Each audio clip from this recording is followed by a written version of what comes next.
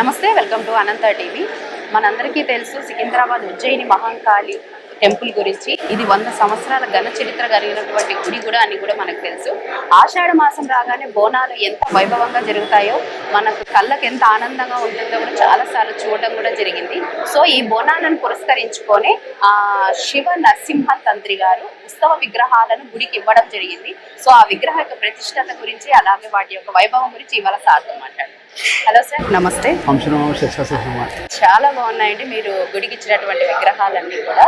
అంటే ఇవి ఉత్సవ విగ్రహాలా సార్? ఇవి మనం కళ్యాణ ఉత్సవ విగ్రహాలు. ఇవి టెంపుల్ కి మనము పూర్వజన శుక్రవారం దయదలిచి వేణుమాధవ శర్మ గారితో అనుగ్రహంతో మనం ఇచ్చేయడం జరిగింది.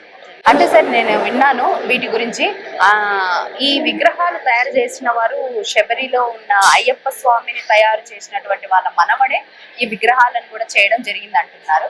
సో ఎందుకు ఆయనతో ఏంటి చేయించారు, ఏంటి ప్రత్యేకత? అంటే వారి చేతిలో అమ్మవారు ఉట్టిపడే కళ వస్తుందన్నమాట ఈ విగ్రహం. అంటే శబరిమలలో ఎవరైతే విగ్రహం చెక్కారో వారి ద్వారా వంశకుల ద్వారా తెలియదు అనమాట. తర్వాత పల్లెని కానీ కొన్ని మొత్తం టోటల్ వాళ్ళు నేషనల్ అవార్డ్స్, ఎన్నో అవార్డ్స్ ఇచ్చినా కూడా అట్లాంటి మేము ఈ విగ్రహం చేయాలి ద బెస్ట్ ఎవరిని వెతికి వారితో చేయించాలని అనుగ్రహంతో అమ్మవారు అంటే స్పీడ్ అంటే 1 year బిఫోర్ వాళ్ళు అడ్రస్ తప్ప వాళ్ళు చేయరన్నమాట. అలాంటిది 2 months వాళ్ళు మనకు 41 days లో మనకు అందియడం అమ్మవారి అదృష్టం, వాళ్ళకి మనసులు సంకల్పడం, వేణుమాధవ శర్మ గారి ఆశీర్వాదం అనుకోండి. అంటే గురువుల ఆశీర్వాదం స్పీడ్ అవుతాడు కదా, అదే తిరగడం. అంటే ఇంకోటి ప్రత్యేకంగా అంటే తెలంగాణ ఉండడం. మేము ఫ్రమ్ కేరళ, శివనరసింహ తంత్రి కేరళకి వెళ్ళి ఇక్కడ రావడం 10 years అయింది. తర్వాత Ujjaini Mahankali main place, Telangana main place temple. ఈ టెంపుల్ కి విగ్రహాలు వేయడం అసలు ఏ జన్మలో చేసిన పుణ్యంగా భావించమాట. అది వైభవంగమైన, అది కూడా అంటే మెయిన్ గా ఇండియా లెవెల్లో ఉన్న మంచి ఫేమస్ అయిన వంశీకులతో జరిగింది. అది హ్యాపీ అనమాట ఫస్ట్. తర్వాత ఎవరైతే ఈవో గారు కానీ ప్రధాన అర్చకులు మాకు అదృష్టం కల్పించారు, మేము ఇచ్చే భాగ్యం కల్పించారు. అమ్మవారు అనుగ్రహం మా చేతులతో తీసుకున్న అమ్మవారి ఆశీర్వాదం ఉంది కాబట్టి ఏ జన్మ చేసిన పుణ్యమో మా తల్లిదండ్రుల ఆశీర్వాదంతో మాకు అంటే గ్రేట్ సార్. ఇలాంటి ఉత్సవ విగ్రహాలు ఇవ్వాలని కూడా మన పూర్వజన్మ సుకృతం, మన తల్లిదండ్రుల ఆశీర్వాదం, గురువు గారి ప్రోత్సాహం ఉంటే గానీ ఇలాంటివన్నీ చేయలేమన్నమాట. మీ పూర్వీకులు కూడా ఎవరన్నా ఉన్నారా అంటే ఇలాంటి ఉత్సవ విగ్రహాలు సమర్పించడం గతంలో మీ పెద్దవాళ్ళు కానీ ఎవరన్నా?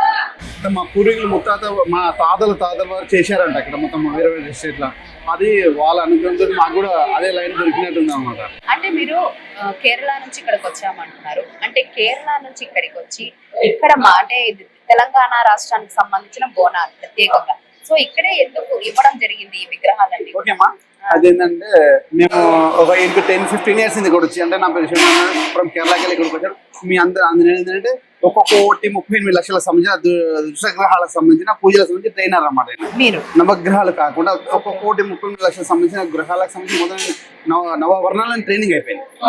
దాదాపు 10 years నుంచి జ్యోతిషం చెప్పడం, పేపర్ విఏపీసీ నుంచి కూడా మనం చెప్పింది 100% అవుతుందని మన ఏపీ ఎలక్షన్ లో చూపించేశారు.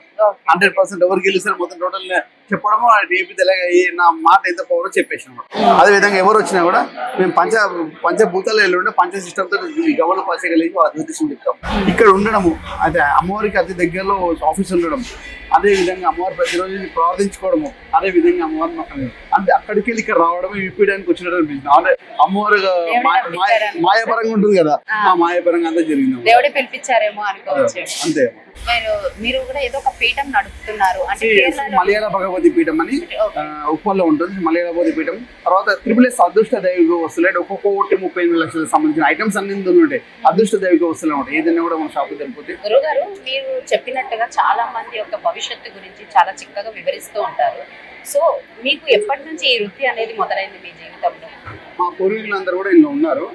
నాకు అదే కూడా మన ఏమంటారంటే దీంట్లో బిఫోర్ జనరేషన్ వాళ్ళు ఎవరు ఇంట్లో రాలేదు. తర్వాత నా జనరేషన్ ఇచ్చాను. మా నుంచి మా ముత్తాత వాళ్ళు ఉండే, అదే మా తాత వాళ్ళు డాడీ వాళ్ళు ఈ జనరేషన్ రాలేదు. మా ముత్తాత అనుగ్రహం నాకు దొరికింది అంటారు అందరు కూడా. అదే విధంగా ఆయన ఆశ్రయంతో మనం ముందుకు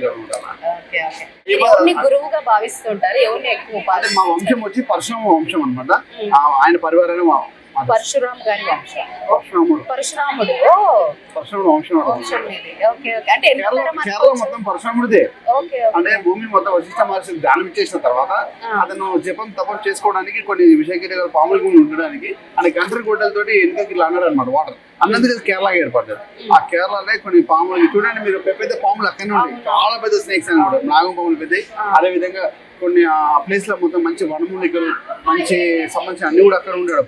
ఆడికెళ్ళే అందుకే గాడ్స్ ఓన్ సిటీ అంటారు కదా, అక్కడ దేవుళ్ళు ఉండవు. పరశురాముడు మొత్తం ఏర్పాటు చేసినాక ఒక 108 శివాలయాలు 108 విష్ణువాలయాలు ఏర్పాటు చేసి హిందూ ధర్మానికి మొత్తం ఇచ్చేసారు.